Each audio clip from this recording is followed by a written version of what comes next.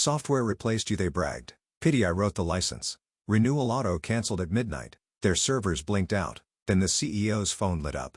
The first red flag wasn't the meeting invite titled Streamlined Transition Mandatory Attendance. It was the fact they booked it at 6:47 a.m. Not 6.45, not 7, 6.40 freaking 7. The kind of time chosen by someone who owns a Peloton, a ring light, and zero conscience. Lena Morgan walked into conference room C with the calm of a woman who's triple-checked her disaster recovery backups. Her hair still damp from the shower, blazer thrown over a Rolling Stones t-shirt, coffee in one hand, silence in the other. On the far side of the table, Max Brighton, CDO and walking LinkedIn post, sat flanked by two HR reps who looked like they were about to serve gluten-free funeral cake. Lena, Max said, smiling with all the warmth of a Tesla with a dead battery, you've been an incredible part of our journey. But as we modernize our infrastructure, some legacy roles, well, they evolve, some legacy people too, HR Karen added, reading straight from her laminated empathy script. This is a redundancy-based departure, not a performance matter. Max chuckled. Software replaced you. 4 words, that's all it took. Not thank you. Not we'd like to retain your expertise. Just a smug declaration like a kid revealing he'd just automated his mom's cooking with ChatGPT in a microwave. Lena stared for a moment, said nothing, just tightened her grip around the paper coffee cup, until the lid cracked slightly. Quick thing before we go any deeper, if you're one of the 97% listening to these stories without subscribing, just know, this is the kind of betrayal that fuels our caffeine addiction and content production. Hit that subscribe. It keeps this chaotic little team from coding emotional damage into our scripts. Back to Lena. HR handed her the exit packet like it was a Starbucks gift card, and not the professional obituary of someone who'd literally written the code running half their damn company. She flipped to the first page, then the second. On page 4, she saw it, the termination date. 2 days before her contract's auto-renewal clause kicked in. 2 days, they were trying to outgame her. Any questions? HR Karen chirped. Scribbling something that looked an awful lot like smiled during termination. Problematic. Lena looked up, her eyes scanning Max like she was mapping weak spots on a busted firewall. I wrote the license, she said evenly. Max smiled wider, clearly not listening. Or worse, listening and underestimating. Of course. And we appreciate your contributions. That's why we're flying in the new team next week. You'll have a chance to do a handoff before your final day. Shouldn't take more than a few hours. She nodded slowly, each vertebrae in her neck screaming with the effort it took not to lunge across the table and uninstall his oxygen privileges. The meeting ended like a bad breakup, awkward silences, fake sympathy, a forced handshake. Lena left the room with a folder in one hand and a hurricane in her spine. She didn't cry. She didn't slam doors. She didn't say, "You'll regret this." She just walked back to her desk, logged in one last time, and marked the date and time in a private encrypted note. License trigger 9C activation countdown, T-46 hours. By the time the office lights blinked to sleep that night, Lena had already backed up everything that mattered. Her commit logs, her notes, her contingencies. Clause 9C had been buried in the Orion Ops source code licensing since version 2.3.9. A clause no one had ever questioned. Hell, no one even read it. Why would they? It looked like boilerplate. Termination of employment shall void the deployment license. Auto-renewal not applicable upon involuntary separation. Activation key expires immediately upon role revocation.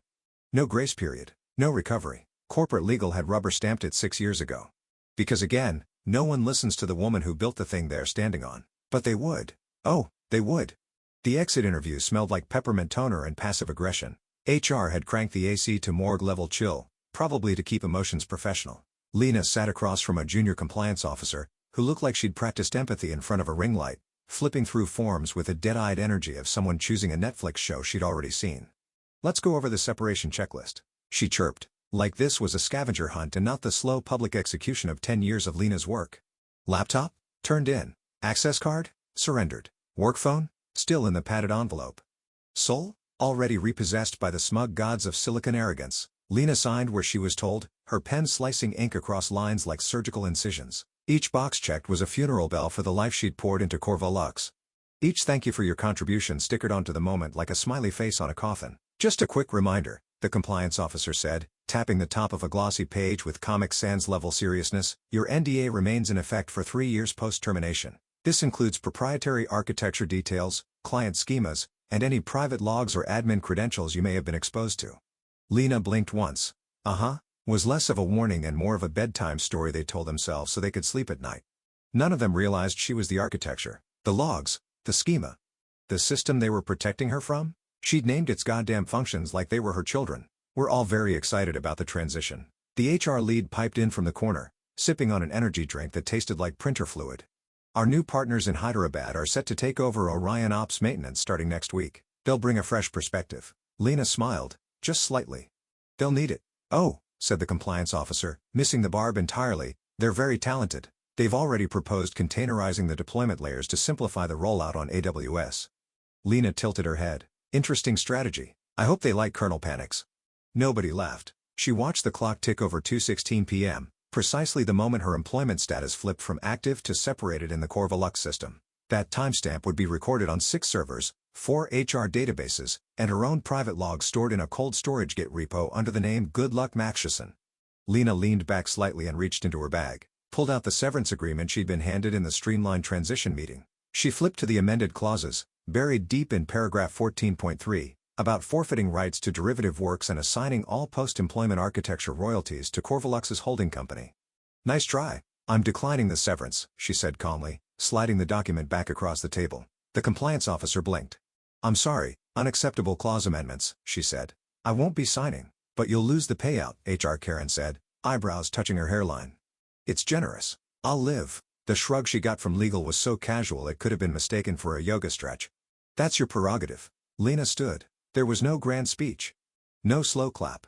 Just the faint rustle of her blouse and the cold click of the door as she walked out. Back in her apartment, she sat down in front of her personal rig, a beast of machine she'd built piece by piece, humming like a coiled dragon. She navigated to the secure license management interface she'd created years ago, something no one at Corvalux even knew existed. She entered the timestamp of her termination, uploaded the official separation notice, entered her internal auth key, still valid for another 17 minutes. Then she scrolled to the field labeled Orion Ops License Auto Renew Override. She typed in a single word. Nullify and hit save. Registry updated. License status expired pending verification. Activation rollback. Scheduled T+9H post separation. She pushed her chair back, walked to the kitchen and poured a whiskey over 3 cubes. Somewhere in the office, Max Brighton was probably ordering a celebratory protein smoothie. Maybe he was talking about how disruption is hard but necessary. Lena took a sip. Let's see how he likes her version of disruption. By 9:00 a.m. she was back at Corvalux, armed with nothing but a lanyard and the world's most patient expression. They'd asked her, to train the new dev team before she left. Knowledge transfer, they called it. Like you could download 10 years of blood, sweat and caffeine into a 30-minute slideshow between catered lunch and passive snickering. She sat at the head of the conference table, a cheap projector humming like a dying bee beside her, while 5 engineers in matching hoodies stared at their screens like kindergartners mid-Zoom meltdown. The one closest to her, some cocky little MIT cosplay named Travis, was wearing noise-canceling headphones during the presentation. Slide 6, she said, clicking the remote. This is the traffic arbitration layer. It's not well documented, so listen carefully. If you deploy this without adjusting the mutex weights in the node scheduler, it'll deadlock under load. Travis raised a hand without looking up. We're probably just going to rebuild this whole thing on AWS anyway. Microservices, containers, the works. Lena smiled. Slow and dangerous. Good luck replicating multi-node failover from scratch, especially when one of the nodes is actually an illusion to keep legacy SFTP integrations from crashing. Another dev blinked. Wait, what? Lena clicked to slide 7. It's called protective spoofing. I invented it during the 2017 logistics outage while you were probably still Googling what's a semaphore. Silence. Awkward keyboard tapping. One guy in the corner wrote down spoofing, with a question mark like it was a new Harry Potter spell. They weren't listening. Not really. They thought they could reverse engineer genius with Stack Overflow and prayer. They didn't see the trap they were crawling into, because no one told them the ground was rigged with context. By noon, knowledge transfer session had devolved into vibe-based learning. Travis was watching YouTube on another tab. Another guy tried to impress her with a joke about moving all logging to Firebase. I hope your uptime SLA enjoys that, she muttered. By 1 o'clock, she was back at her old desk for the last time. Most of her personal items were already packed, but she sat down anyway, just for the ritual. She logged in with her still active credentials, because no one in IT had bothered to revoke access early, and opened up the master commit log of Orion Ops, 10 years of development. Over 14,000 commits. Her fingerprints were everywhere. The rollback routines, the failsafes, the weird little Easter egg in the dashboard that made the admin console display a cat gif on April Fools. She selected the final branch, Orion Ops Prod v9.4.2, and ran a clean export, stripped of company branding. License headers replaced with her LLC's copyright. Nightingale Systems LLC, registered in Delaware. 5 years ago. Waiting. She compressed the archive, encrypted it twice, and emailed it to a dead drop account with a subject line that simply read, "Legacy load." No one would see it but her. And eventually, maybe, the next company smart enough to pay her what she was worth. The moment stretched, silent, and thick, like the air right before a summer storm. She opened the internal badge admin console, entered her access code, and navigated to the screen that let her revoke credentials. Deactivate user ID, L. Morgan. She hovered for a second. Then clicked. Access deleted. There. Clean break. No alarms, no drama.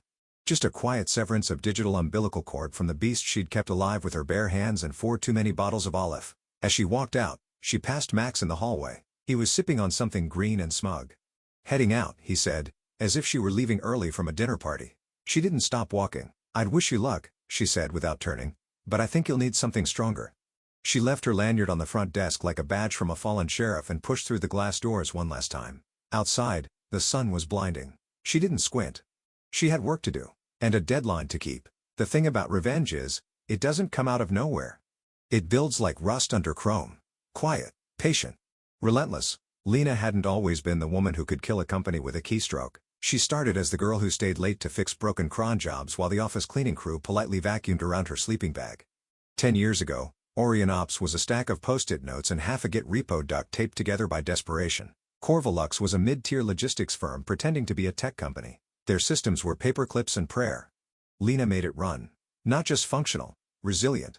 Like cockroach in nuclear winter resilient. There was the night in 2015 when the East Coast data center caught fire. Some contractor plugged a space heater into a daisy-chained surge protector. Everyone else panicked. Lena drove to the office in pajama pants and rerouted the CDN from the lobby using her own laptop. Her VPN credentials were more secure than their production firewall. She didn't get a raise. She got a mug. It said Corvalux crew we deliver. The handle broke a week later. And still she stayed. The long nights bled into weekends, the weekends into years. She skipped weddings, skipped funerals, skipped meals. There were nights she woke up to Slack pings, heart racing, whispering error codes in her sleep. The Orion Ops she built wasn't just software. It was marrow. Her code had comments written like prayers. / please don't break during rollout and / Lena, fix this later, you're the only one who'll remember how it works. And then came 2019. A minor layoff. 12% of staff. HR called it strategic resizing. Lena called it a warning. Axe, the guy who built the first version of the scheduler engine, gone without notice. 2 weeks later, the whole deployment pipeline collapsed because nobody else knew where the staging certs were stored. That night, after plugging the hole with a bash script and a half-empty Coke Zero, she added Clause 9C. It sat inside the license metadata like a sleeping dragon. Not hidden, just ignored. A single line in a forest of legalese. If the original creator is involuntarily terminated, license auto-renewal shall be void. All instances to expire on the next heartbeat check post-separation. Legal rubber stamped it. Engineering leadership never read past the section headers. Marketing wouldn't have known a license key from a lunch code. And so it lived there, buried, waiting. Now, sitting on her couch with a blanket over her lap and an old episode of Frasier muted on the TV, Lena scrolled through LinkedIn. Max Brighton's smug little avatar beamed at her from the top of a post titled, "Tomorrow's Here." Corvalux launches Automation 2.0. She tapped it. The blog glowed with buzzwords. Disruption, streamlining, efficiency, goodbye to outdated legacy systems. Hello to innovation. It was a full-on digital funeral for her life's work. Posted a stock photo of a diverse engineering team smiling in front of a whiteboard filled with absolute nonsense. Hex codes, random squiggles, what looked like a drawing of a cat. Her throat tightened. They didn't just erase her, they threw a parade over the grave. She clicked bookmark, not because she cared what they said, but because one day soon those same words were going to age like unrefrigerated shrimp at a summer barbecue. She opened her laptop. Logged into the registry dashboard, again, verified the scheduled rollback. Heartbeat check enabled. Ping interval 6 hours. There it was. Ticking toward oblivion. The countdown to silence. Lena exhaled. Not bitter. Not broken. Just sharper now. She'd been soft clay once. Molded by loyalty and caffeine and foolish dreams of recognition. Now she was forged steel. Corvalux was about to learn what happens when you try to automate a woman who wrote the manual on control. The first morning of her post-Corvalux journey didn't start with LinkedIn announcements or #onward and upward hashtags. Lena woke up at 6:00 a.m., not from an alarm but from sheer muscle memory. The apartment was still. No Slack notifications. No pager buzz.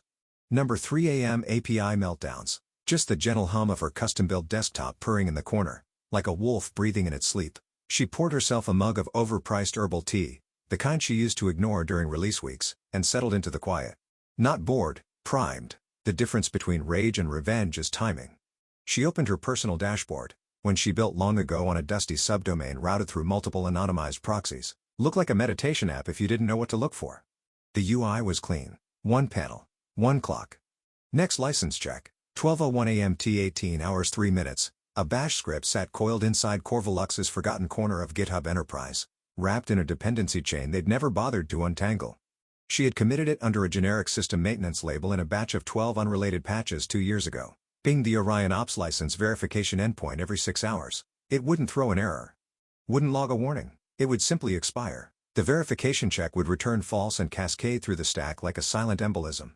By the time anyone noticed, it would be because nothing was working, and no one would know why. She leaned back, propped her feet on the coffee table, and pulled up the Corvalux blog. Max Brighton's face, polished, tanned, and filtered to Silicon Valley oblivion, beamed at the top of their latest PR fluff. Gratitude for the past, excitement for the future. How we're evolving Orion Ops. You read it like a war general studying an opponent's propaganda. As we embrace automation, we're grateful for Lena Morgan's years of leadership and foundational work. Her grace and professionalism during the transition have been inspiring. We wish her only the best in her next chapter. Grace. Professionalism, she chuckled into her tea. They really thought she'd walked out with a thank you card and a yoga mat. No one had noticed her social accounts had gone silent. Twitter locked, LinkedIn dark, GitHub activity frozen like she'd gone off grid. Because Lena wasn't announcing, she was watching. Every comment on that blog post. Every engineer bragging about microservices and AWS rollouts. Every recruiter thinking she was on the market. She wasn't unemployed. She was armed. Her inbox was already filling up. A startup in Boston wanted a seasoned architect to rebuild our infrastructure. A logistics firm in Denver offered a sign-on bonus that looked like a phone number. She ignored them all. There was one more thing to do. She navigated to the final function in her script. The kill switch had one last failsafe, her confirmation token. She entered her private key, encrypted via her personal UBI key, and clicked authorize. Now it was set. At 12:01 a.m., the system would request license verification as it always had. This time it would receive a polite but final 401 unauthorized license void upon creator termination per clause 9C. And nothing would blink. No red alarms.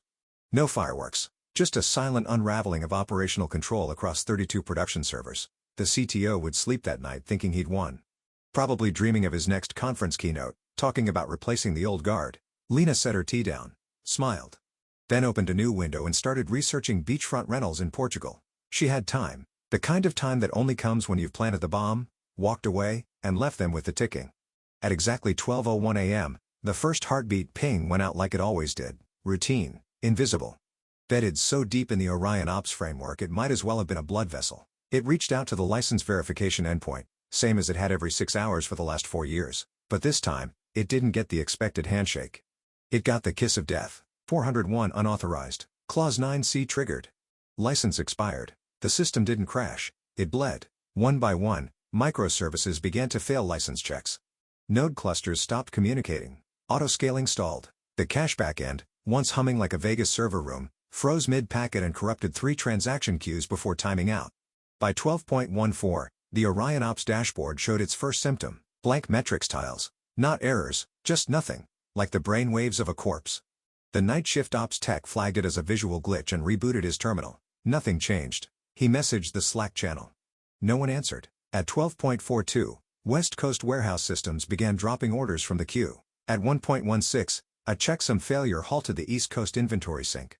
At 2.02, the load balancer routing to their logistics partner's API hit a dead end point, retried for 30 minutes, then shut itself down out of protocol exhaustion. No alerts were triggered, because Lena had designed Orion Ops to be quietly competent. And now it was quietly dead.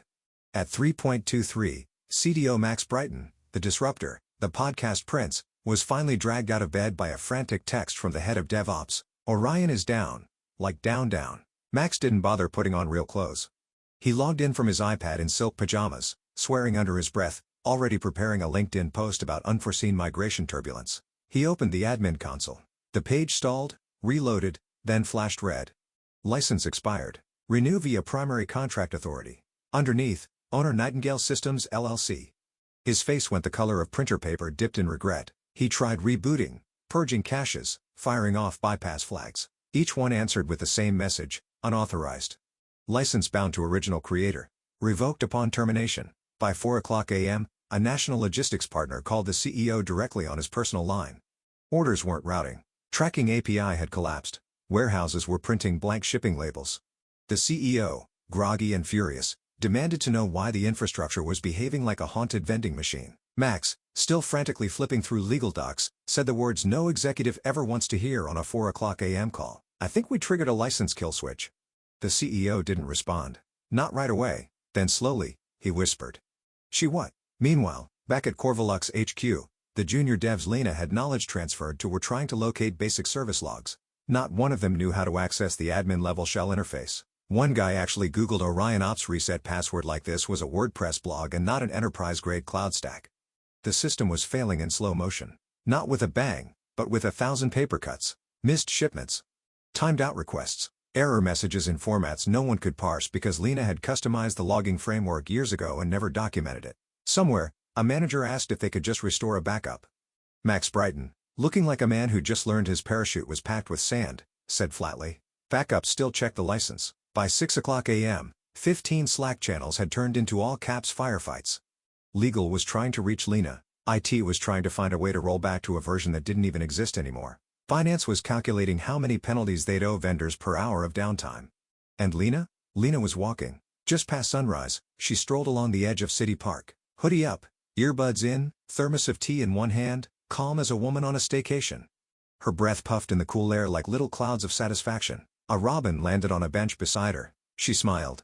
The sun was up, the system was down, and justice was on autopilot. The emergency board meeting began at 6:37 a.m. Eastern Time, 30 minutes earlier than scheduled, because panic waits for no Outlook invite. The Zoom chime echoed like a warning bell as executives bled into the digital room, unshaven and undercaffeinated.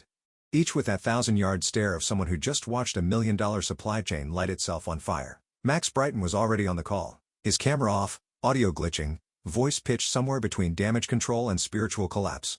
I believe what we're experiencing is a licensing issue tied to our core infrastructure. He mumbled, eyes darting between tabs like a drunk trying to defuse a bomb in a foreign language, possibly triggered by a termination clause in the Orion Ops framework. The CEO's square was silent. The CFO was blinking so hard his glasses fogged. Licensing? The COO barked.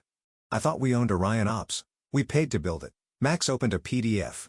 Yes. Well, no, we commissioned it, but the underlying operating license, read the clause. Legal snapped. Her video was on. Face pale, eyes bloodshot. She'd been up since the first outage alert and was now clutching the original contract with a grip that could bend steel. Max cleared his throat. Scrolled. Clause 9c. In the event that the original creator is involuntarily separated from Corvalux systems without cause, license auto-renewal is void. License shall expire on the first failed verification heartbeat post-separation. Ownership reverts to creator under LLC protections effective date of original submission. Silence. Cold, breathless silence. The kind you only hear right before a plane nosedives. The CFO leaned forward, squinting. Wait, what LLC? Legal pulled up the submission record. Nightingale Systems LLC. Registered 5 years ago in Delaware. Listed in the copyright header of the Orion Ops Core repo. But that's her, the CEO said, voice brittle. That's Lena's company. Max looked like he was trying to unswallow a mouthful of glass. We never migrated the source repo. We forked the deployment scripts, but Jesus, we left the licensing headers intact. Board chair raised both hands like he was trying to stop a mental train wreck. Are you telling us the software we're running our entire infrastructure on belongs to someone we just fired? Yes, Max said, then immediately tried to backpedal. But we're negotiating. We're reaching out. Legal cut in. We already tried. Her counsel sent a one-line response, terms enforced as written. Panic bloomed like a virus across the screen. One director turned off his camera. Another started typing furiously, probably emailing a private crisis PR team. The CFO rubbed his temples and hissed. We've got shipments rotting in Chicago and a $20 million vendor penalty clause kicking in at noon. She owns the operating license? How is that possible? Because none of us read past the footnotes. Legal snapped. She buried it like a nuclear failsafe. And we handed her the launch codes. The CEO finally unmuted, his voice thin as dental floss. Get her on the line. Max glanced away from the screen, face pale and slick. I don't think she's taking our calls. Then offer her something. The CEO's voice cracked. I don't care what it costs. Just fix it. Legal nodded slowly. She'll fix it, but not for our price. And somewhere across the city, Lena stood barefoot on her balcony, sipping fresh coffee. The air smelled like blooming jasmine and imminent reckoning. Her phone buzzed once, Known caller then again, this time a text from an unknown number. Lena, please, let's talk. We're ready to make a deal. She smiled softly. Let him sweat. She wasn't done yet. Lena didn't dress up for the call. No makeup.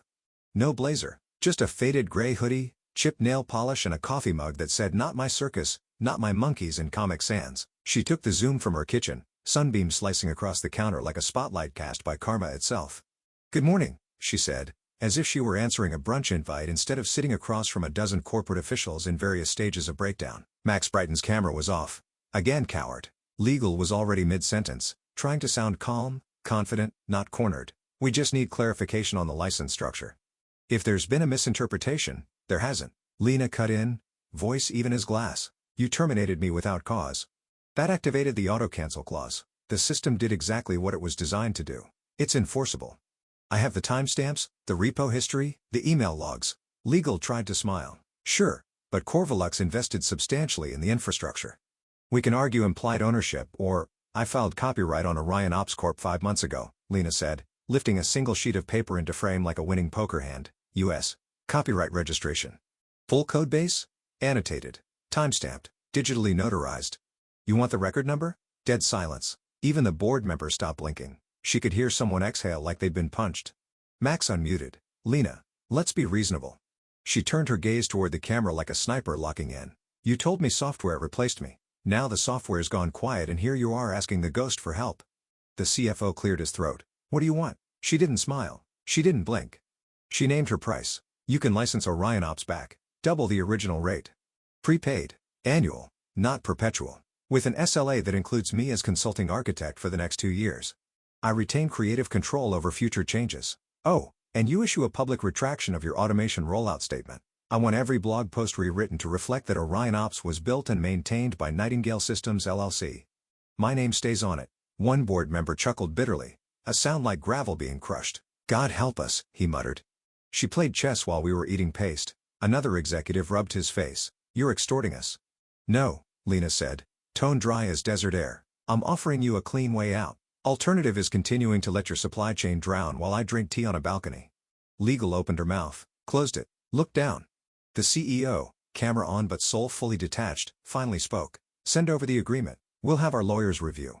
You can read it, Lena said, standing slowly, but don't edit it. The terms aren't suggestions. They're the cost of underestimating the person who built the ground you're currently sinking through.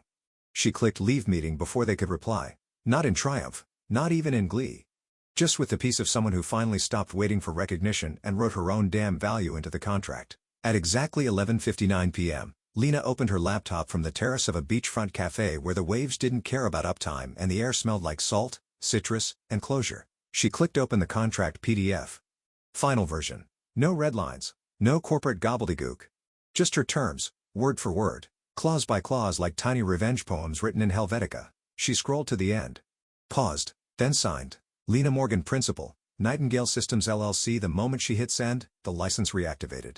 Somewhere 1,200 miles away, 32 Corvalux servers blinked back to life like Lazarus rising on a hardwired gospel. Logging systems reinitialized. Queues unfroze. Monitoring dashboards began spitting data like shaken soda cans. Orders resumed routing. API calls stopped timing out.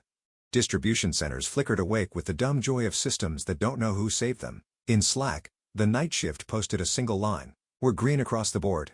Max Brighton wasn't there to see it. He'd submitted his resignation that afternoon quietly without ceremony. No farewell party. No public thank you. Just a forwarded Gmail thread and a disappearing act. HR was still wishing him the best in his future endeavors. Meanwhile, the new CTO onboarding packet sat unopened in its inbox, waiting for someone brave or stupid, enough to inherit the system Lena now ruled from the outside. Because buried at the bottom of the contract, just beneath the fees, the SLA, the non-negotiable annual renewals. As one final clause, consulting architect Nightingale Systems retains design authority and override access for Orion Ops Systems for 24 months. Compensation. 3x previous full-time salary. She didn't just get rehired. She got promoted, with sovereignty. Now, as the sun melted into the ocean and the cafe's overhead lights flickered on, Lena scrolled through her feed. Corvalux had posted a formal retraction.